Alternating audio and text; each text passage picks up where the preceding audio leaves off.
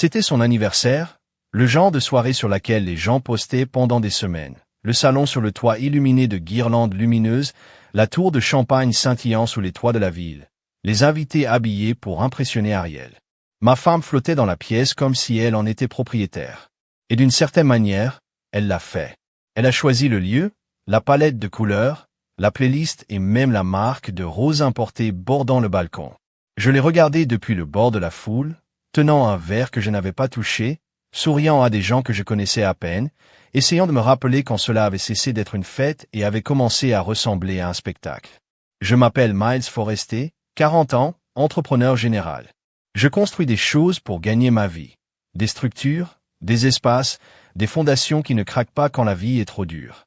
Et pendant 9 ans, j'ai cru construire quelque chose d'aussi solide avec Ariel. Nous avions nos différences. Elle a grandi dans les résidences d'été et les vacances en Europe. J'ai grandi dans le milieu de la construction, de la poussière et des baskets des magasins discount, mais je n'ai jamais pensé que j'étais moins jusqu'à ce qu'elle prenne le micro. Ses talons claquèrent alors qu'elle montait sur la petite plateforme surélevée qu'ils avaient installée près de la cabine du DJ. Elle avait l'air radieuse, je ne mentirai pas. Robe rouge serrant son corps, yeux scintillants de champagne et d'attention. Je m'attendais à ce qu'elle remercie tout le monde d'être venu, peut-être qu'elle raconte une ou deux histoires mignonnes, comme elle le faisait habituellement lorsque les projecteurs la retrouvaient. Au lieu de cela, elle s'éclaircit la gorge et regarda dans ma direction avec ce sourire narquois qu'elle portait quand elle pensait qu'elle était mignonne. Je veux juste dire qu'elle a commencé en scrutant la mer de visage. Je me sens incroyablement béni, pas seulement parce que c'est mon anniversaire ou parce que vous toutes, belles personnes, êtes ici ce soir, mais parce que, eh bien, elle a fait une pause pour un effet dramatique. Je veux dire, soyons réalistes, je suis marié. Vers le bas, la foule a éclaté de rire. Une vague d'amusement parcourut la pièce. Je restais là, essayant de comprendre si je l'avais bien entendu. Elle rit aussi, les épaules tremblantes comme si c'était la meilleure réplique qu'elle ait jamais prononcée. J'ai attendu qu'elle le retire, qu'elle dise, je plaisante, qu'elle ajoute quelque chose de doux pour nettoyer le bord, mais elle ne l'a pas fait. Elle s'y pencha. Parfois, lorsque vous ne vous sentez pas en sécurité, vous choisissez un homme qui vous donne l'impression d'être la star, comme si vous brilliez toujours le plus. Les rires redoublèrent. Ses amis ont failli renverser leur verre. Son père frappait la table comme s'il était dans un club de comédie.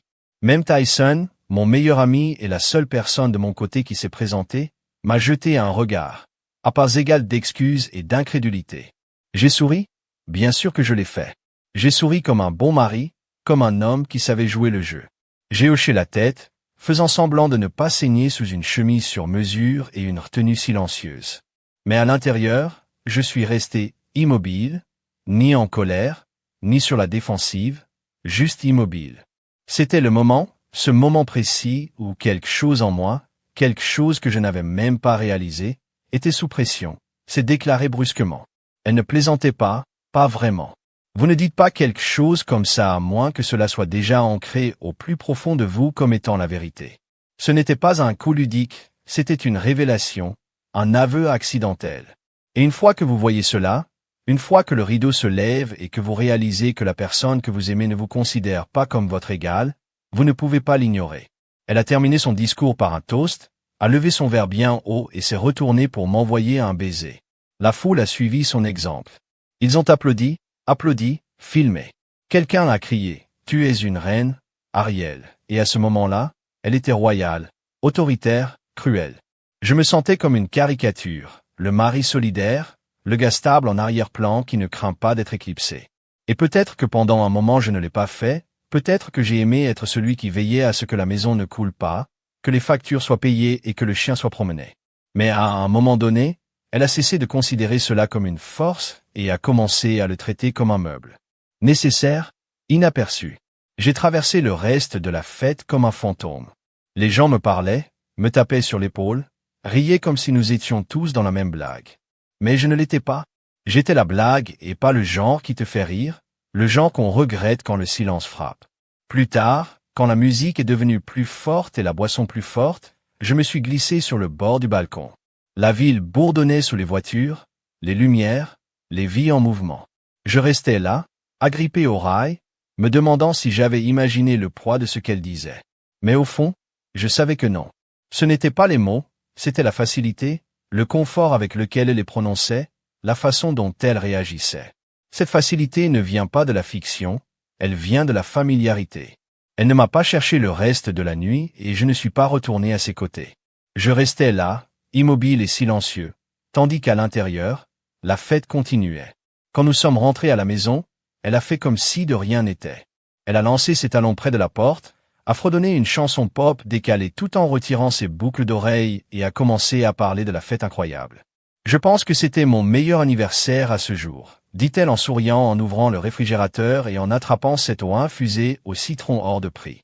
Elle a toujours insisté pour avoir du froid. Je suivais ses mouvements sans dire un mot. Mon manteau était toujours sur ma clé, toujours dans ma main, mais elle ne l'a pas remarqué, ou peut-être qu'elle l'a fait et a décidé de faire semblant de ne pas le faire. Finalement, elle se retourna en sirotant son verre. « Ça va, tu es resté silencieux. » Je l'ai regardé pendant un long moment. Puis j'ai demandé, d'une voix plate, « Que voulais-tu dire par cette blague ?» Elle cligna des yeux comme si j'avais interrompu un monologue interne. Elle avait apprécié quelle blague. « Tu sais quelle blague ?» Elle roula des yeux, passant devant moi comme si la question ne méritait pas son temps. « Oh ça, bébé, détends-toi, c'était une blague. » Tout le monde a ri. « Vous êtes sensible. » Là, c'était encore ce mot. Sensible, la marque préférée d'Ariel chaque fois qu'elle ne voulait pas prendre ses responsabilités. Elle l'a dit avec le même ton qu'elle a utilisé lorsque j'ai évoqué la façon dont elle me corrigeait toujours lors des dîners ou lorsqu'elle faisait ses fouilles sournoises à propos de mes bottes sales quand je rentrais du travail. C'était sa façon de m'invalider, pas directement, mais avec juste assez de condescendance pour que ça pique. Je n'ai pas ri, j'ai dit. Elle avait les mains figées sur le dossier du canapé. Lentement, elle se tourna. « Cela vous contrarie sérieusement, Miles? Allez, tu sais que je t'aime. » C'était une ligne stupide. Les gens disent des bêtises quand ils ont bu trop de champagne et trop d'attention. Vous y lisez beaucoup trop de choses. Peut-être que je l'étais, mais peut-être que je ne l'étais pas, parce que quelque chose dans la façon dont elle le disait, légère, dédaigneuse, expérimentée, m'a fait réaliser qu'elle avait déjà fait cela auparavant. Ce n'était pas la première fois qu'elle me marchait dessus pour se relever. C'était juste la première fois que je l'entendais vraiment. Je n'ai pas répondu, je n'ai pas discuté, je suis juste passé devant elle dans le couloir jusqu'à l'atelier que j'avais construit de mes propres mains, un espace dans lequel elle n'a jamais vraiment mis les pieds. J'ai dit que l'odeur de sueur et de vernis à métaux lui donnait mal à la tête. Mais pour moi, cette pièce représentait bien plus que du bois et des outils. C'était un sanctuaire. C'était là que je me sentais moi-même. Je me tenais au centre de l'espace, la lueur de l'ampoule au plafond bourdonnant au-dessus de moi, et regardais tout ce que j'avais construit. Des contrats répartis sur la table, des plans enroulés dans un coin, un calendrier marqué des projets à venir. Elle ne m'a jamais demandé sur quoi je travaillais, ni comment se déroulaient les travaux, ni comment se portaient les équipes. Pour elle, c'était uniquement Miles et ses affaires d'entretien. Elle ne savait pas que je négociais un contrat à 7 chiffres avec un promoteur du centre-ville. Elle ne savait pas que j'avais récemment acheté un 2e camion et ouvert un 3e bureau. Elle ne s'en était jamais assez souciée pour demander parce que, pour Ariel, j'étais son filet de sécurité. Le gars qui se présentait, qui restait silencieux, qui tenait son manteau pendant qu'elle basse sous les feux de la rampe. J'ai regardé mes mains, calleuses, rugueuses, fortes. Les mêmes mains qui avaient réparé tous les tuyaux de notre maison, assemblé tous les meubles qu'elle achetait impulsivement en ligne, payé toutes les factures, même celles qu'elle ne connaissait pas. Nous avions des mains qui avaient été stables à travers chaque tempête émotionnelle, à travers chaque remarque dédaigneuse, et maintenant ces mains étaient finies. En tenant tout cela, j'ai commencé à faire mes valises. Je ne bougeais pas de rage, je ne mettais pas d'objets dans des sacs ni ne jetais de vêtements à travers la pièce. Non, j'ai emballé avec la même précision que celle utilisée pour poser les poutres de fondation et dessiner les installations de charpente. J'ai pris mon temps. Mes outils, mes documents, mes dossiers personnels, tout est entré dans le camion de manière silencieuse et efficace. Elle était la plupart du temps à l'étage, bouclant ses cheveux, se préparant pour une sortie de fin de soirée avec ses amis. Une soirée entre filles. Elle a appelé plus tôt en faisant un clin d'œil. L'ironie ne m'a pas échappé. À 9h12, elle est descendue dans une robe dos nu, talons à la main, sac à main en bandoulière. Elle s'arrêta juste assez longtemps pour m'envoyer un baiser par-dessus son épaule. « Je t'aime, bébé », dit-elle. Je n'ai pas répondu, elle n'a pas remarqué. À 9h30, le camion était chargé, les contrats dont elle ne s'était jamais souciée étaient sur le siège passager, Les lumières de l'atelier étaient éteintes, la porte était verrouillée derrière moi. Je n'ai pas touché à la chambre, j'ai laissé tous mes vêtements suspendus, les chaussures alignées. Laissez-la se demander pourquoi je ne les avais pas éliminés. Laissez-la penser que je pourrais revenir. Je n'ai pas laissé de message, mais j'ai programmé un email à 6h45 précise. Je l'ai tapé lentement, délibérément. Pas d'insultes, pas de mendicité, juste la vérité, calme et claire.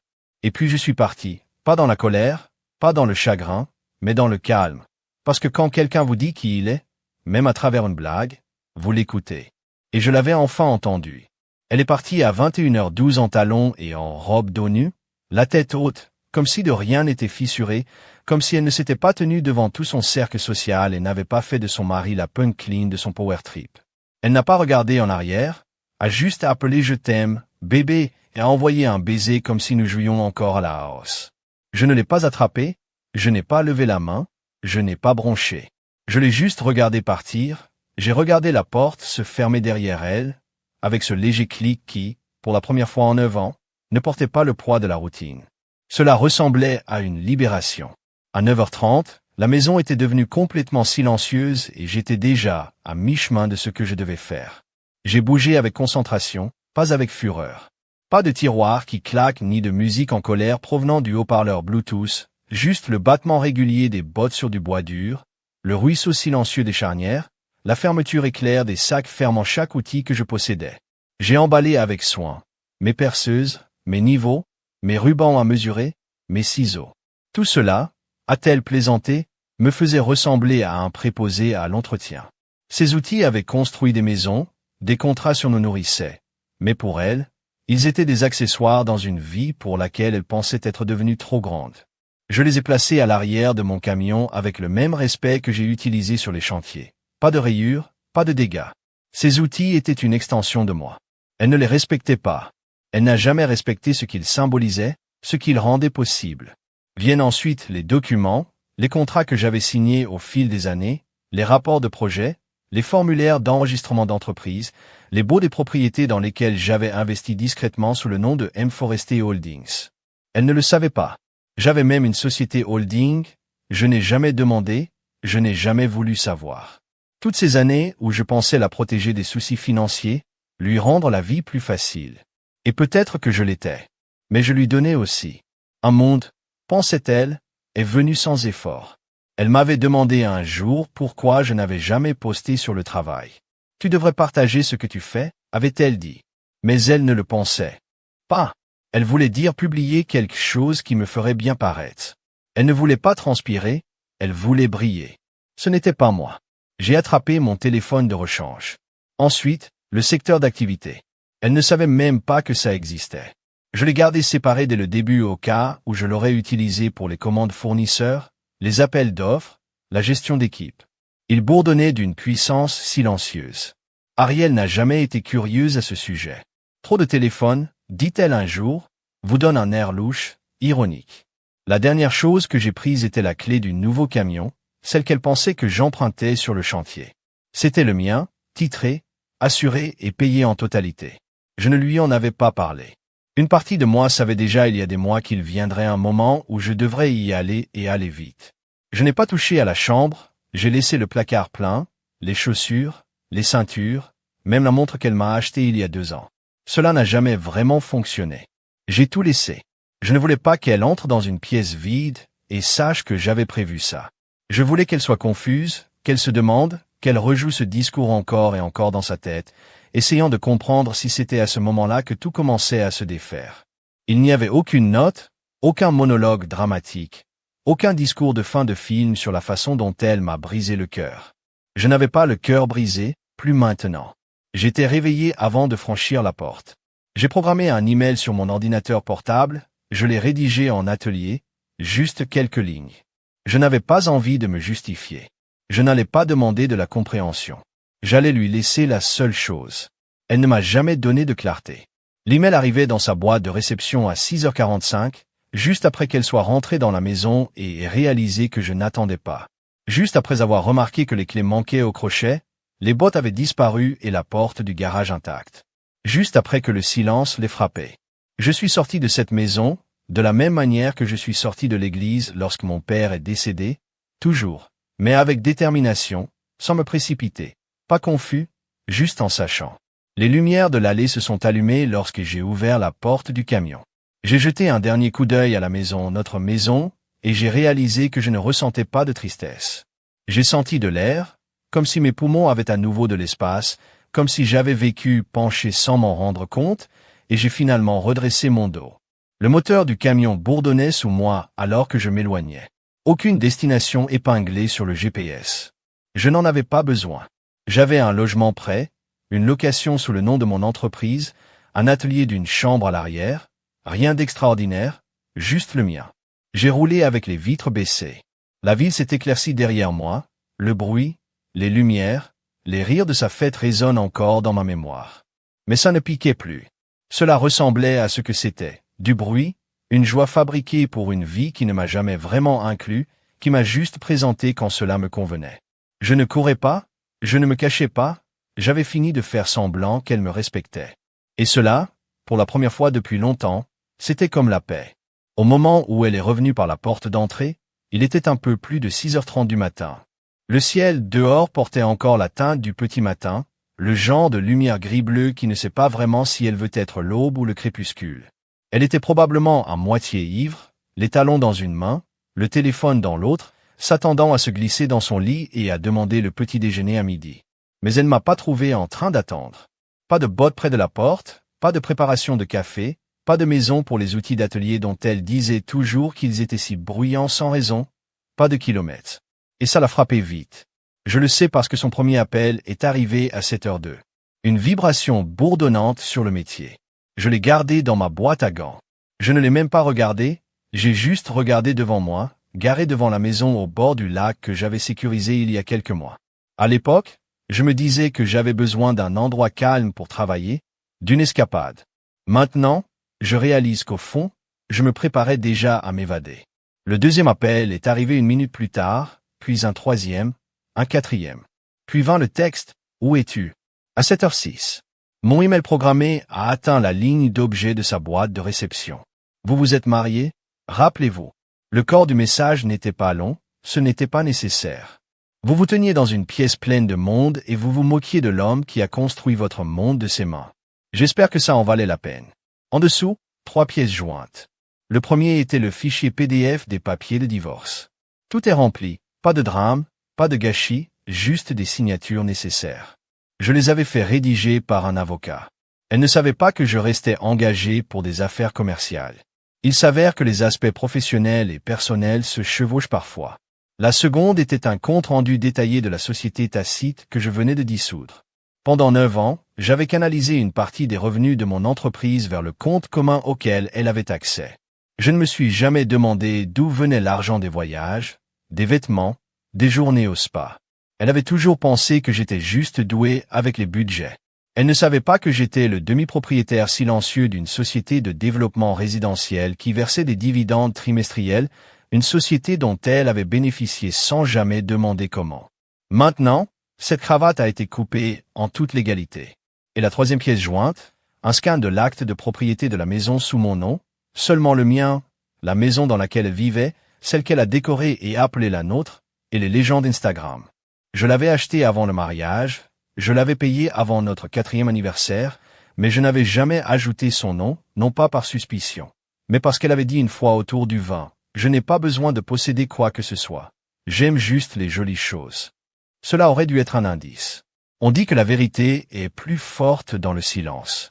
Et ce matin-là, alors qu'elle regardait une maison vide avec un téléphone qui n'arrêtait pas de bourdonner et un cœur qui n'avait probablement pas sauté depuis des années, j'imagine qu'elle l'a entendu haut et fort. Plus tard, Carmen, notre voisine d'accent grave côté, m'a appelé. Je n'ai pas demandé comment elle avait obtenu le numéro. Je savais déjà que Carmen avait toujours été une observatrice discrète, la femme qui parlait peu mais voyait tout. Sa voix était à moitié riante, à moitié horrifiée. « Miles, qu'as-tu fait? Je pense que tu l'as brisé. » Elle a crié. J'ai demandé à voix haute comme si quelqu'un était mort. Je pensais qu'elle avait trouvé un rat ou quelque chose comme ça.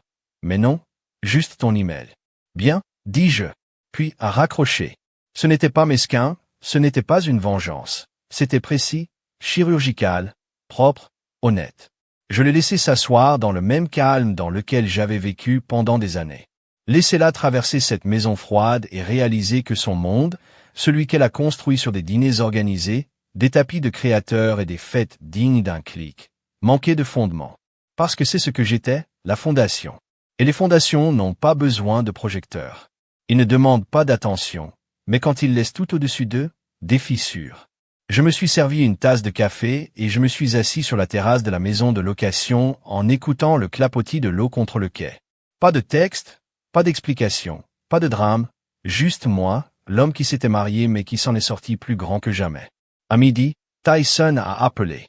Je l'ai laissé sonner 2 fois avant de répondre. Elle est en train de le perdre. Il a dit, je pensais qu'elle essayait de savoir où tu étais allé, elle demandait à tout le monde. Son père est énervé, ses amis pensent que tu traverses une crise de la quarantaine. Elle essaie de savoir où tu es allé, elle demande à tout le monde. Son père est énervé, ses amis pensent que tu traverses une crise de la quarantaine. J'ai vraiment ri pour la première fois depuis des semaines. Dis-leur que j'ai plutôt une crise de clarté. Tyson fit une pause. Tu es bien même si j'ai regardé autour de moi. Mur nu, parquet, douce brise venant du lac, je suis mieux que bien. Très bien mec. Il a dit, je voulais juste vérifier. Faites-moi savoir si vous avez besoin de quelque chose. Merci de ne rien lui dire. Elle ne méritait pas d'explication. Il avait raison, elle ne voulait pas. Parce que certaines personnes ne veulent pas vous comprendre. Ils veulent s'approprier votre silence, mouler dans leur version de la vérité. Mais quand ce silence se transforme en distance et cette distance devient absence, c'est là qu'ils réalisent finalement que le silence n'est jamais une faiblesse. C'était de la retenue, et le mien venait de s'épuiser. Elle le disait tout le temps, parfois avec un rire, parfois avec un soupir moqueur, parfois après trop de gémissements, quand l'honnêteté s'est glissée entre des syllabes confuses. Tu as de la chance. Je t'ai choisi et je souriais, non pas parce que je le croyais, mais parce que je pensais que l'amour pouvait résister aux petits voyages d'ego et aux blagues insouciantes. Mais avec le recul, ce n'était pas inoffensif. Aidez-moi, j'ai eu de la chance plus de fois que je ne peux compter. Heureusement qu'elle m'a donné l'heure de la journée. Heureusement, elle a toléré mes chemises en flanelle et mes bottes boueuses lors des événements de sa galerie. Heureusement qu'elle n'a pas essayé de me changer, même si elle essayait constamment d'adoucir mes aspérités de toutes les manières subtiles et calculées possibles. Elle a tout habillé de charme et de grâce sociale, mais le message était clair. Je n'étais pas tout à fait suffisant. J'étais un réparateur avec lequel elle a appris à vivre. J'étais une histoire qu'elle racontait quand elle voulait paraître ancrée. Il travaille de ses mains, disait-elle en souriant à ses amis, comme si elle décrivait un golden retriever qui savait rapporter. Jamais elle n'a dit qu'il possédait 3 entreprises. Jamais elle n'a mentionné les nuits que je passais à rédiger des plans, à négocier des contrats ou à gérer la paix. Elle m'avait rencontré dans une ceinture à outils et avait décidé que c'était là que mon histoire se terminait. Mais ce qu'elle n'a jamais su, ce qu'elle n'a jamais voulu demander, c'est que j'étais copropriétaire de 3 sociétés de sous-traitance à travers l'État. Pas une activité secondaire, 3. Une pour les constructions résidentielles de luxe, une pour les intérieurs commerciaux et une, ma préférée, pour revitaliser d'anciens entrepôts en loft créatif. J'avais aidé à concevoir et superviser la moitié des gratte-ciel du centre-ville. Mes équipages portaient des uniformes avec mon logo brodé sur la poitrine. Mon nom figurait sur les contrats signés dans les chambres. Elle n'y avait même jamais mis les pieds. Et je ne lui ai jamais dit, non pas parce que je me cachais, mais parce que je ne ressentais pas le besoin de l'afficher. Elle considérait la retenue comme une infériorité. Je l'ai vue comme une sécurité. Je n'avais pas besoin d'applaudissements pour connaître ma valeur. Mais c'était l'erreur, n'est-ce pas? Donner à quelqu'un le bénéfice du doute pendant qu'il construit un récit autour de vous? Laisser quelqu'un vous couper les ailes et appeler cela une faveur? Elle a ri de mon silence, sans jamais réaliser que c'était dans le silence que je gardais toutes mes forces. Elle pensait que ne pas me vanter me rendait petit. Ce que cela m'a réellement rendu était dangereux, parce qu'au moment où j'ai décidé que j'en avais fini, il n'y a pas eu de match hurlant, pas de sortie désordonnée, juste un désengagement net et précis qui a tiré sur chaque corde dont elle n'avait même pas réalisé qu'elle la maintenait à l'aise. Elle pensait que j'avais besoin d'elle. Elle pensait que je ne pouvais pas respirer sans son attention, son monde, son calendrier social. Mais ce qu'elle m'a vraiment donné pendant toutes ces années, c'est une place au premier rang pour comprendre à quel point le pouvoir aime. Comment les gens ne vous épousent pas toujours pour qui vous êtes mais pour ce que vous pouvez stabiliser en eux. Elle m'a épousé pour me sentir plus grande, supérieur. Elle avait besoin de quelqu'un de stable sur qui s'appuyer pour pouvoir s'élever. Et j'ai joué ce rôle pendant des années, non pas parce que je manquais de respect pour moi-même, mais parce que je pensais que l'amour était un service. Je pensais qu'il suffirait d'apporter paix, structure et loyauté. Ce n'était pas le cas. Parce que pour elle, l'amour n'était pas un partenariat, c'était une optique. Le mari bricoleur, le contraste robuste avec son style de vie soigné. Le gars qui restait tranquille lors des fêtes pendant qu'elle flottait dans les conversations en laissant tomber des blagues qui faisaient rire tout le monde et me sentait petite. Celle qui prenait ses clés quand elle buvait trop, promenait le chien quand elle était en retard au brunch, réparait l'évier quand elle surchargeait la poubelle pour la 4e fois. Mais je n'ai jamais été son égal, juste un élément bien formé dans la vie qu'elle a construite pour être exposée. Elle ne connaissait pas les bourses que j'avais financées pour les diplômés des écoles de métier, ni les employés que j'encadrais et qui possèdent désormais leur propre équipage. Elle s'en fichait que je me lève à 4h45 tous les matins, car le leadership commence avant que le reste du monde n'ouvre les yeux. Elle n'a jamais posé de questions sur les hommes qui comptaient sur moi pour garder les lumières allumées chez eux et les chèques de paie dans leurs poches. Je n'étais pas Tapac sans grave-l'œil, je n'avais pas de fantaisie, donc je ne comptais pas. Mais maintenant, elle apprend ce que coûte le silence, ce que signifie réellement la présence. Parce que je ne tenais pas seulement les factures, la clé ou la laisse du chien, je tenais toute son illusion. Et quand je suis parti, toute la maison, sa version en tout cas, a commencé à grincer. J'ai reçu hier un message d'une de ses amies, Morgane Larousse, qui portait toujours des paillettes comme si c'était le réveillon du Nouvel An. Il disait simplement « Tu es vraiment parti comme un fantôme, ça va ». Je n'ai pas répondu, non pas parce que je suis en colère, mais parce que certaines personnes n'ont pas accès au nouveau chapitre. Ils ne connaissaient que le personnage que je jouais pour elle. Maintenant, elle s'étouffe dans le silence dont elle s'est moquée pendant des années, se noyant dans l'absence qu'elle qualifiait autrefois d'ennuyeuse. Et je ne regarde pas depuis l'ombre, je ne vérifie pas ses réseaux sociaux ni n'écoute les mises à jour via des amis communs.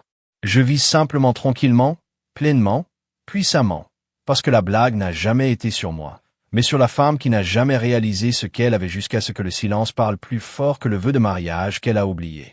Elle a suscité, je m'y attendais, de la colère, du déni, peut-être un peu de honte. Ce à quoi je ne m'attendais pas, c'est à quelle vitesse Ariel essaierait de raconter l'histoire. Elle ne s'est pas excusée, n'a pas cherché à s'approprier ses paroles. Au lieu de cela, elle est passée à l'offensive, utilisant le charme, tirant parti de la sympathie, se présentant comme celle laissée pour compte. C'était presque impressionnant avec quelle rapidité elle transformait son humiliation en un récit de trahison, comme si elle l'avait répété, comme si elle avait été prête depuis le début. Cet après-midi-là, les SMS ont commencé à affluer. Vous êtes sorti sans un mot, c'est cruel. Une de ses amies a envoyé un message à Erika. Je pense que celui qui m'a toujours appelé monsieur, l'a réparé comme si c'était mignon. Un autre est arrivé 5 minutes plus tard. Tu l'as embarrassé. Celui-là n'avait pas de nom, juste un numéro enregistré lors d'une de ces soirées viticoles auxquelles j'étais traîné chaque mois comme sur des roulettes. Puis sa mère a appelé, tu as toujours été émotionnellement distant, Miles. Elle a dit avec le même ton glacial qu'elle a utilisé. La première fois que je lui ai serré la main, il y a des années, alors que je portais un bouton, elle a trouvé que c'était trop bon marché pour leur table de brunch. À l'époque, je pensais que le temps pourrait l'adoucir, mais le temps lui a juste donné plus de carburant pour me voir comme elle voulait me voir, moi. Je n'ai répondu à aucun d'entre eux, ni aux appels, ni aux messages, ni au sentiment de culpabilité sans enthousiasme déguisé en inquiétude. Ils ne recherchaient pas la vérité. Ils recherchaient une version des événements à laquelle ils pouvaient donner un sens, une version dans laquelle Ariel était la victime, où j'avais simplement disparu par dépit, abandonnant la vie parfaite qu'elle avait construite avec tant d'amour. Mais je ne jouais pas à ce jeu. Je ne l'avais jamais été. C'était son domaine, la perception du public, les drames organisés, la manipulation émotionnelle masquée par des phrases désinvoltes comme « Vous savez comment je suis ». Eh bien, maintenant elle l'a fait. Maintenant, elle savait ce que j'étais. Terminé, elle a ensuite appelé Tyson. Je n'avais pas besoin de demander. Il m'a envoyé un texto avant même que je puisse vérifier. Elle tourne en spirale. Je ne l'ai jamais vue comme ça. J'ai regardé ses mots pendant un moment, non pas parce que j'avais pitié, non pas parce que je voulais arranger ça, mais parce que pour la première fois, quelqu'un d'autre la voyait comme je l'avais vue depuis des années. Un craquement non filtré et non surveillé. J'ai répondu lentement. Elle m'a finalement vu partir. C'est ce qu'elle n'aurait jamais pensé que je ferais. Il n'a pas répondu après ça. Il n'en avait pas besoin. Le monde entier d'Ariel a été construit sur une hypothèse tacite, que je serais toujours là, stable, silencieuse, inébranlable. Elle s'est tellement habituée à ma patience qu'elle l'a pris pour de la passivité. Elle pensait qu'être calme signifiait que je ne pouvais pas partir. Parce que je ne me suis pas battu, je n'ai pas ressenti. Elle a construit son château sur cette illusion. Et maintenant, il s'effondrait en temps réel, pierre après pierre. Je l'imaginais assise dans la cuisine, entourée des objets coûteux qu'elle utilisait pour détourner l'attention du sens, la machine à expresso italienne. Elle n'a jamais appris à s'en servir. L'élégante île de marbre blanc dont elle a plaisanté un jour ne mourrait jamais sans son goût. La cave à vin avec 6 marques différentes de rose coquin de ses amis n'a jamais fini. Elle regardait autour d'elle et réalisait que rien de tout cela ne pouvait la qualifier de belle. Rien de tout cela ne pouvait la retenir après une mauvaise journée. Rien de tout cela ne pouvait rester. Je savais que la prochaine phase arrivait. Après que la culpabilité n'ait pas fonctionné, après que la honte ait perdu son effet, elle essayait de réécrire l'histoire publiquement. Elle avait besoin que les gens croient qu'elle avait toujours le contrôle, qu'elle n'avait pas perdu son mari. Il l'a abandonnée. Ce serait stratégiquement fluide, quelques articles sélectionnés, une légende de guérison, peut-être une histoire de brunch en larmes avec des amis sur la façon dont il vient de craquer. Mais je savais aussi que la vérité avait déjà fuité. Je ne m'y attendais pas, mais Carmen m'a dit que quelqu'un avait filmé son discours d'anniversaire. Pas toute la fête, juste la partie où elle a souri et déclaré qu'elle s'était mariée. Il avait d'abord fait son chemin sur une story Instagram privée. Puis quelqu'un l'a sauvegardé, puis quelqu'un l'a partagé. Ce n'était pas viral, pas encore, mais dans notre entourage, ce n'était pas nécessaire. La vidéo parlait d'elle-même. Je n'avais pas besoin de me défendre. Elle l'avait fait pour moi, publiquement, souriant champagne à la main. Et les gens qu'elle essayait de convaincre avec une pitié organisée, ils l'observaient. Certains d'entre eux, je le voyais déjà, s'éloignaient, non pas de moi mais d'elle. Même son ancienne collègue m'a envoyé un texto. Lynette. Je me souvenais à peine d'elle, mais le message était simple. Je crois simplement que cela n'a rien changé. Cela n'a pas atténué ce qui s'est passé, mais c'était une validation de la part de quelqu'un qui n'avait rien à gagner à le dire. Ariel a bâti sa réputation sur le fait d'être intouchable, pleine d'esprit, charismatique et toujours en contrôle. Mais le problème de toujours garder le contrôle, c'est qu'au moment où vous perdez l'adhérence, tout le monde voit les fissures. Ils ne vous plaignent pas. Ils se souviennent des moments où vous riez un peu trop fort, où vous coupiez un peu trop profondément, où vous vous teniez un peu trop au-dessus de tout le monde. Et quand le silence vient pour quelqu'un comme ça, c'est assourdissant. Je n'ai pas répondu à Lynette. Je n'ai rien posté. Je n'en avais pas besoin. Je me suis assis au bord du lac, regardant l'eau calme s'étendre à l'horizon, pensant à quel point le silence ressemblait à une prison. Maintenant, c'était comme du pouvoir. Et Ariel, elle l'entendait enfin. Elle a essayé la culpabilité, elle a essayé le contrôle. Et comme aucun des deux n'a fonctionné, elle s'est transformée en rage. Les textes ont d'abord changé de ton, non plus suppliants ou blessés, mais accusateurs acerbes, le genre de message que vous envoyez lorsque votre monde s'effondre et que vous cherchez désespérément à rendre quelqu'un d'autre responsable. Je t'ai donné une vie meilleure. L'un d'eux a lu encore quelques heures plus tard. Avez-vous une idée de l'effet que cela me donne là? C'était la partie qu'elle n'avait jamais eu l'intention de dire à voix haute, mais qu'elle ne pouvait plus s'empêcher. À quoi ça me fait ressembler? Pas à quoi je me sens? Pas à quel point tu m'as blessé? Pas pourquoi es-tu parti? Non, sa panique n'était pas liée à l'amour, mais à l'apparence. Ariel a toujours été soucieuse de l'image du monde. Elle était calme, élégante, son mari l'équilibre robuste, l'homme en arrière-plan qui n'en demandait jamais plus. C'est une configuration qui a fonctionné, car je n'ai jamais interrompu son script avant de le faire. Maintenant, elle tournait en spirale et je ne répondais pas. Ce silence la terrifiait, car pour Ariel, le silence était un espace qu'elle ne pouvait pas contrôler. Ce n'était pas seulement l'absence de mots, c'était l'absence du pouvoir qu'elle détenait sur moi. J'ai reçu un message de sa patronne, Lynette, le lendemain. Juste 3 mots, je te crois. Je l'ai regardé longtemps. Je n'avais pas beaucoup parlé à Lynette, seulement lors de ces événements professionnels obligatoires où je me tenais aux côtés d'Ariel comme un complice. Je pensais qu'elle me voyait, comme ils le faisaient tous, en tant que silencieux plus sain, avec les mains calleuses et un signe de tête poli. Mais maintenant, je me demandais ce qu'elle avait vu et elle avait simplement choisi de rester silencieuse. Ou peut-être que, comme moi, elle était simplement devenue douée pour reconnaître les performances. Il s'avère qu'Ariel se moquait aussi de moi lors d'événements professionnels. Je ne l'ai jamais entendu de première main, mais les mots se sont vite répandus une fois la vidéo d'anniversaire divulguée. Selon une connaissance mutuelle, elle m'a souvent qualifié de mari, généralement avec un verre de vin dans une main et une touche sarcastique dans son sourire. Des gens comme lui, disait-elle, solde de la terre, très fidèle. Ne lui interrogez pas sur l'art moderne ou la gastronomie. C'est ainsi qu'elle s'est maintenue élevée en me rétrécissant. Elle ne réalisa pas les bases sur lesquelles elle se tenait étaient moi tout le long. La maison, le style de vie, le spa, les escapades et les sacs de créateurs. Ceux-ci ont été construits sur mon travail, ma sueur, ma stratégie. Alors qu'elle organisait l'esthétique et les hashtags, je négociais des contrats, gérant des projets, construisant des choses qui nous survivraient tous les deux. Et je ne l'ai jamais jeté sur son visage. Je n'en avais pas besoin.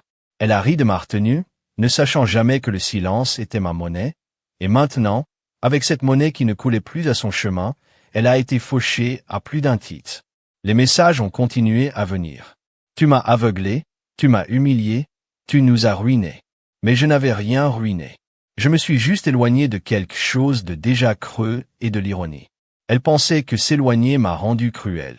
Mais la cruauté ne laisse pas quelqu'un, après des années, à être rabaissé. La cruauté est d'aimer quelqu'un pour tout ce qu'ils sont et de le regarder vous éloigner pour vous sentir plus grand. La cruauté est ce qu'elle a chuchoté à ses amis quand elle pensait que je n'écoutais pas. La façon dont elle a parlé de moi à sa famille est bonne avec ses mains. Elle dirait, comme si j'étais un projet pour animaux de compagnie, comme si j'étais une phase qu'elle avait dépassée. Le contrôle avait toujours été sa monnaie. Maintenant, elle était à découvert. Ce week-end, je me suis rendu sur l'un de mes sites d'emploi juste pour me vider la tête. C'était un nouveau développement, des maisons de ville modernes avec des lignes épurées et des espaces ouverts. Mon équipage était sur place versant du béton, en réglant des cadres. L'un des plus jeunes, Marcus, m'a repéré et a fait du jogging pour essuyer la sueur de son front. « Boss », a-t-il dit, souriant, « ne s'attendait pas à vous voir ici, juste en vous enregistrant. » J'ai dit que je ne voulais pas être coincé dans ma tête toute la journée. Il hocha la tête, puis hésita, vit la vidéo. Mec, c'était froid. J'ai haussé un sourcil. Quelle partie? Le discours du parti? La chose joyeuse? Il baissa les yeux inconfortables. Vous ne méritez pas ça. Merci, dis-je simplement, vous l'avez manipulé comme un roi. Il a ajouté. Si c'était moi, je ne pense pas que j'aurais resté aussi calme. C'était la chose. Je n'avais pas besoin de réagir. J'avais déjà décidé que le calme n'était pas passif, c'était intentionnel. La tempête était passée. Maintenant, je reconstruisais. Je suis resté sur place le reste de l'après-midi, aidant où je pouvais, me salir les mains. Cela m'a rappelé qui j'étais sous tout. Pas l'homme qu'elle a façonné pour les photos et les événements sociaux, mais celui qui a construit de vraies choses, des choses solides, des choses qui ont duré. Quand je suis retourné au lac de la maison ce soir-là, j'ai ignoré les notifications clignotantes. J'ai préparé le dîner, allumé la radio et m'assis près de la fenêtre avec une assiette de pâtes et un verre de vin qu'elle aurait appelé bon marché.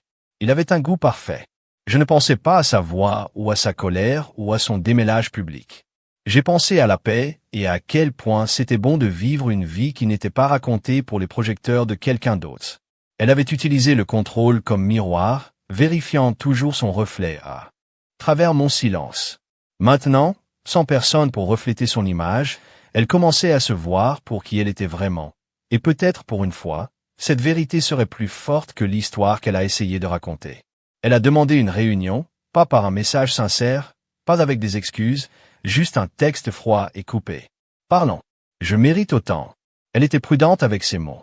Elle savait comment habiller les choses pour sonner gracieuse, prévenante, mais maintenant le désespoir montrait, fuyant les mailles du fissure qu'elle ne pouvait pas sceller assez vite. Et pour une fois, elle n'essayait pas de sembler douce, elle essayait de reprendre le contrôle. Je lui ai dit que nous pouvions nous rencontrer, mais selon mes conditions, une heure de déjeuner public et neutre, pas de drame, aucune chance pour les larmes de devenir une performance. Le café que j'ai choisi était assis dans un coin calme du centre-ville, loin de son orbite habituelle de salons sur le toit et de lieux de brunch organisés. Cet endroit avait porté des planchers de bois franc, des tasses inégales et l'odeur du vrai café au lieu de sirop trop cher et de pâtisserie brandarme. C'était le genre d'endroit que j'aimais, sans prétention, honnête. Je suis arrivé 15 minutes plus tôt, j'ai attrapé une table près de la fenêtre et je me suis assise avec le dos au mur. Ce n'était pas une paranoïa, c'était instinct. Je n'étais pas là pour revivre quoi que ce soit. J'étais là pour y mettre fin correctement, face à face. Pas pour elle, pour moi. Elle est arrivée à 10 minutes de retard, enveloppée dans un manteau surdimensionné, pas de maquillage sur les cheveux, attachée et un chignon en désordre. Pendant une seconde, je ne l'ai presque pas reconnue. La version d'Ariel debout devant moi ne ressemblait en rien à la femme qui a allumé des scènes et des dîners. Cette version semblait perdue, pas fragile, pas cassée, juste sans attachement. Elle a glissé sur le siège en face de moi, je scannais la pièce comme si elle n'était pas sûre si elle pouvait être vue ici. Cela seul m'a dit qu'elle n'avait pas changé. Même maintenant. Sa préoccupation n'était pas de savoir comment nous sommes arrivés ici, c'était si quelqu'un d'autre pourrait en être témoin. « Salut » dit-elle doucement. J'ai hoché la tête. « Tu voulais parler ? Je suis là. » Elle hésita. Je l'ai regardé les doigts se recroqueviller autour du bord de la table, puis relâcher, puis me recroqueviller. Elle avait l'habitude de diriger les conversations, mais elle ne savait pas comment naviguer dans ce silence. Je ne le pensais pas. Elle a finalement dit cette blague. Cela est mal sorti. J'étais nerveux, je buvais. Les gens s'attendent à ce que je sois drôle, et je pensais que cela atterrirait différemment. J'ai laissé les mots s'asseoir en l'air un instant avant de répondre. Non, tu le pensais, tu ne t'attends pas à ce que je l'entende. Son visage se contracta juste assez pour montrer qu'elle ne s'était pas préparée à cette réponse. Miles, tu as toujours su comment je parle. Je plaisante. C'est ce que nous faisons. Non, c'est ce que tu fais? J'ai corrigé. Je m'assois à travers ça. Je suis assis depuis 9 ans. Elle me regarda alors, pas avec de la rage ou des larmes, mais avec une sorte de silence creux, comme si elle essayait de calculer si tout cela pouvait encore être récupéré. Je ne pensais pas que tu partirais, a-t-elle admis. Sa voix craqua alors à peine. Je pensais que tu m'aimais. Je l'ai fait, dis-je clairement. C'est pourquoi je suis resté. Après toutes les autres fois, sa lèvre inférieure a légèrement tremblé et maintenant je m'aime plus. C'était tout. C'était le moment. Elle le savait. Ensuite, quelle que soit la partie de moi, elle pensait toujours vivre dans cette maison et cette vie avait disparu. Elle tendit la main vers ma main, lentement et hésitante, mais j'ai retiré le mien. Elle tressaillit, comme si elle avait été frappée. J'ai fait une erreur. Non, dis-je calmement. Vous avez dit la vérité. Vous pensiez juste que la vérité ne vous coûterait rien. L'air entre nous s'était épais. Je pouvais entendre le clignotement des plats derrière le comptoir, le sifflement du lait cuit à la vapeur, le murmure lointain d'autres clients, mais entre nous, juste la vérité, une vérité non filtrée et impitoyable. Tu penses que je suis un monstre, chuchota-t-elle. J'ai secoué la tête. Je pense que vous êtes quelqu'un qui s'est habitué à être admiré et quand cela ne suffisait pas, vous avez commencé à utiliser des gens comme les miroirs. Vous aviez besoin de quelqu'un pour vous refléter votre éclat, et je l'ai fait pendant des années, mais j'ai fini d'être vos projecteurs. Des larmes se sont enfouies dans ses yeux, mais je ne me penchai pas en avant. Je n'ai pas offert de serviette, je n'ai pas bougé pour la réconforter, car le confort est pour les personnes qui détiennent leurs dégâts. Et elle ne l'avait toujours pas fait. Vous regretterez cela, dit-elle tranquillement, mais cela n'a pas porté la morsure. Elle espérait que ce serait le cas. Ce n'était pas une menace, ce fut une dernière tentative de recablage de la dynamique de puissance. Un dernier bluff, non, Ariel, je me souviendrai de cela. C'est différent. Elle essuya sous ses yeux avec le bord de sa manche. Je ne sais pas comment le réparer. Vous n'êtes pas censé le faire. J'ai répondu. Vous êtes censé vivre avec, tout comme je vivais avec tout ce que vous pensiez être inoffensif. Nous nous sommes assis en silence après cela. Pas maladroit, pas tendu. Je viens de terminer. Je me levai, hocha la tête une fois et me dirigeai vers la porte. Je ne me suis pas retourné. Je n'ai pas regardé en arrière pour voir si elle pleurait, envoyait des SMS ou me regardait. Le poids s'était levé, le script était terminé et je ne jouais plus un rôle dans son émission. À l'extérieur, la brise a frappé mon visage croustillant et propre. J'ai marché 3 pâtés de maison jusqu'à mon camion, commencé le moteur et senti quelque chose se déplacer profondément dans ma poitrine. La fermeture ne vient pas toujours avec le pardon. Parfois, cela vient avec une clarté, et j'avais le mien. Elle pensait que le monde se rallierait autour d'elle, que lorsque je suis parti, les gens se précipiteraient pour la tenir, la réconforter, protéger la femme méprisée pendant un certain temps. Peut-être qu'ils l'ont fait, du moins ceux qui ne connaissaient pas toute l'histoire. Mais l'image a une durée de conservation et la sienne venait de faire l'expiration. Lentement, un par un, les pièces ont commencé à s'effondrer. L'appartement, autrefois plein de rires organisés et de silences coûteux, a commencé à lui faire écho. Trop calme aussi, toujours pas de botte à la porte, pas de cliquetis doux de mes outils dans l'atelier, pas de fredonnage de la machine à laver tard dans la nuit après que je me suis souvenu de faire sa lessive quand elle a oublié. Elle a dû penser que le calme serait apaisant. Ce n'était pas le cas. Puis vint l'argent ou son absence. Son premier appel à la banque a dû être un choc. Le compte conjoint a été fermé, les dépôts qui ont rembourré ses week-ends ont disparu, les paiements automatiques rebondissant. Elle n'avait jamais regardé trop de près auparavant. Elle avait confiance que l'équilibre se remplirait comme de la magie. Mais le magicien était parti maintenant et l'acte était terminé. Son style de vie dépendait d'un moteur qu'elle n'a jamais pris la peine de comprendre. Elle n'a jamais réalisé à quel point son quotidien a été financé par un homme qu'elle appelait autrefois confortable, mais pas ambitieux. Ce qu'elle a appelé confortable, j'ai appelé la stabilité. Ce qu'elle a rejeté comme ordinaire, j'ai appelé l'intégrité. Mais rien de tout cela n'avait plus important. Puis vinrent les amis, ceux qui avaient ri le plus fort de la fête, son public. Lorsque la vidéo s'est divulguée en ligne, ce n'était pas seulement un clip, c'était un titre. Birthday Girl détruit son propre mariage en 10 secondes. C'est ce que quelqu'un l'a intitulé quand il a frappé les médias sociaux. Quelqu'un avec un sombre sens de l'humour et un fort sentiment d'ironie. Il se propage rapidement, pas viral selon les normes Internet, mais suffisamment viral. Viral dans notre ville. Viral dans notre cercle. Viral dans la classe de fitness de la boutique. Elle a publié environ 2 fois par semaine. Viral dans le groupe de dégustation de vin. Elle a organisé sur Instagram. Et les commentaires? Ils n'étaient pas gentils. Certains l'ont défendu au début. C'est juste une blague, tout le monde taquine son partenaire. Mais plus le fil était profond, plus il est devenu clair. Les gens l'ont vu pour ce qu'il était. Pas de plaisanterie, pas d'esprit, mais de cruauté. Habillé et diffusé devant des gens qui étaient enfin assez courageux pour l'appeler. Son cercle le plus proche a commencé à s'estomper, et non avec des annonces ou des déclarations, juste une distance, des réponses plus lentes, des appels MIS, des brunchs qui devaient être reprogrammés, un silence qu'elle ne pouvait pas contrôler. Car il s'avère que lorsque vous brûlez la personne qui vous tenait, stable, les gens commencent à se demander s'ils se tenaient trop près de la flamme. La première fois qu'elle a essayé de rire en ligne, c'était une photo soigneusement filtrée d'elle tenant un verre de vin sous-titré. Parfois, le rire est mal compris. Voici à connaître votre vérité. Mais il n'y avait pas de goût de sa foule habituelle.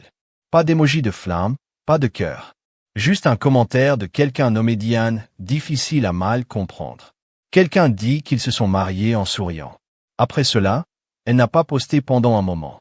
Quand elle m'a contacté, ce n'était pas avec colère ou manipulation, c'était désespéré. Pouvons-nous parler? Pas de ponctuation, juste une ligne de besoin plate, le type de message que vous envoyez lorsque les murs arrêtent enfin de tenir et il ne reste plus personne à vous pencher. Je n'ai pas répondu, non pas parce que j'étais vengeur, non pas parce que je voulais qu'elle souffre, mais parce que je savais que tout ce que je lui donnais maintenant, l'attention, le confort, ne ferait que reconstruire le piédestal qu'elle a une fois expulsé de sous moi et je n'étais plus en train d'être son faisceau de soutien. Ce n'était pas une question de vengeance. Il s'agissait de rattraper la vérité. C'est toujours le cas. Finalement, l'histoire qu'elle a racontée à propos de moi, que j'ai eu la chance de la voir, que j'étais celle qui montait ses querelles, que je n'étais qu'un homme à tout bricole, je m'étais démêlé, et non parce que je l'ai exposée, je ne devais pas le faire. Elle s'est exposée publiquement, bruyamment, joyeusement, et quand les applaudissements n'ont pas duré, quand l'écho s'estompa, elle a regardé autour de lui et s'est rendue compte que la seule personne qui avait jamais été restée était celle qu'elle avait poussée par la porte. Pendant ce temps, je reconstruisais tranquillement. Intentionnellement, j'ai entrepris de nouveaux projets. De nouvelles pistes d'équipe ont passé plus de temps sur le chantier et encore plus de temps au lac, où mes pensées sont venues sans jugement et les matins ont éclaté avec la paix, pas la performance. Je ne jalonnais pas, je ne la regardais pas s'effondrer. J'ai juste arrêté de porter le poids de son illusion. Laisser son monde s'effondrer. Laissez les applaudissements mourir, laissez les miroirs se casser, car quand quelqu'un se moque de vous dans une pièce pleine de gens et l'appelle l'amour, la dernière chose qu'il mérite est une deuxième performance. Et j'avais fini de faire partie du spectacle. Je ne l'ai pas bloqué, non pas parce que je voulais laisser la porte ouverte, mais parce que le silence est plus fort quand c'est un choix, pas une défense. Je ne l'ai pas maudite, posté des citations cryptiques ni envoyé des messages en colère à 2 heures. Je ne l'ai pas supplié de comprendre. Je n'ai pas essayé d'expliquer le poids de 9 ans de sacrifices silencieux. Je laisse la vérité s'asseoir avec elle comme je devais m'asseoir avec elle pendant des années, seule, stable et indéniable. Elle a essayé de tendre la main quelques fois de plus, un appel manqué, un long message. Je n'ai jamais ouvert de messagerie vocale où sa voix s'est craquée à mi-chemin en disant mon nom, suivi de cette terrible pause où elle a dû réaliser qu'elle ne savait même plus comment me parler. Qu'elle ne l'a jamais vraiment fait. Elle savait seulement parler de moi. Je n'ai pas répondu, non pas parce que je la punissais, mais parce que je n'avais plus rien à dire. Chaque mot que j'avais retenu pendant des années avait déjà été dit à travers mes actions. Chaque insulte qu'elle s'habillait en humour avait finalement fait écho, non pas de ma bouche mais de l'absence que j'ai laissée. Le silence n'était pas censé lui faire du mal. Il était destiné à lui montrer combien de bruit j'ai absorbé depuis le début. Maintenant, je vis dans un chalet calme au bord du lac. Pas de comptoir en marbre, pas d'oreiller décoratif, acheté pour l'esthétique mais jamais utilisé. Simplement des planchers de bois propres, de l'air honnête et de l'espace qui respire avec moi. Ce n'est pas vide. C'est paisible. Il n'y a pas de performance ici, pas de joie de scène, juste moi et la vie que j'ai reconstruite. Mon entreprise est en plein essor. C'est drôle comment ça marche. Lorsque le bruit s'éteint, vous commencez à voir clairement les choses. J'ai versé tout ce que j'avais dans mes entreprises. Plus de concentration, plus de leadership, plus d'énergie, des projets terminés plus rapidement. Les clients ont remarqué le changement. Je ne traînais plus le poids émotionnel et la liberté montraient dans le travail. J'ai encore construit des maisons, de vraies, des fondations qui ne se déplacent pas sous pression. Je serre la main de gens qui me regardent dans les yeux.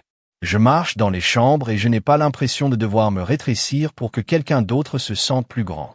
Je n'ai pas à minimiser ce que j'ai construit pour protéger l'ego de quelqu'un d'autre. Parfois, je reçois des messages de personnes qui ont vu la vidéo.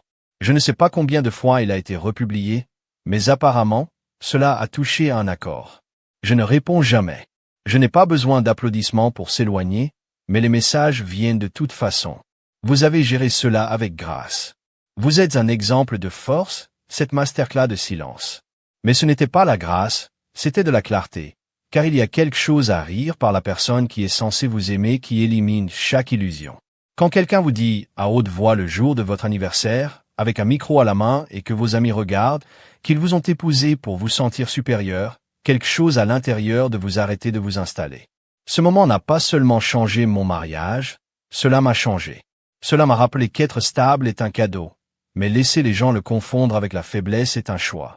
Et j'avais choisi mal pendant trop longtemps. Il y a encore des moments où les souvenirs se glissent. Pas les grands, le mariage, les voyages, les fêtes, ce sont tous du bruit. Je me souviens des calmes, ceux qui se sentaient en sécurité. Sa tête sur mon épaule pendant une tempête le dimanche matin, avant que le monde ne se réveille, la façon dont elle avait l'habitude de brouiller dans son souffle lorsqu'elle cuisinait. Avant la fierté, avant l'image. Mais même ces souvenirs ne font plus mal. Ils me rappellent juste que j'étais capable d'amour et maintenant je suis capable de cela pour moi. Je passe parfois par des gens qui me regardent encore avec ça. J'ai entendu ce qui s'est passé, l'expression. Certains offrent des hochements de tête, certains évitent le contact visuel, certains me demandent comment je fais avec ce ton trop prudent, comme s'ils ne savaient pas si je suis à nouveau entier. Je souris toujours parce que je ne suis plus entier. Je suis entier pour la première fois. Vous voyez, j'ai passé des années à être l'homme dans les coulisses, calme, fiable, stable et pendant un certain temps, je pensais que c'était suffisant. Le fait d'être le calme dans la tempête de quelqu'un d'autre signifiait que vous aviez de la valeur. Mais les tempêtes n'aiment pas le calme, elles le consomment. Et Ariel, Dieu bénisseur, était une tempête qui n'a jamais appris à respecter l'immobilité. Je pensais que la pire chose que quelqu'un pouvait faire était de vous tromper, de vous mentir, de vous trahir. Mais j'ai appris, la pire chose que quelqu'un puisse faire est de vous faire sentir petit, petit à petit, mot par mot, rire par rire, jusqu'à ce qu'un jour vous arrêtez de reconnaître votre propre force. Pas plus. Maintenant, j'écris ma propre histoire. Pas de scène, pas de projecteur, pas de punchline, juste un homme qui a cessé de demander à être vu et a finalement décidé de se tenir dans la lumière qu'il a construit lui-même. Et tu sais quoi? C'est suffisant.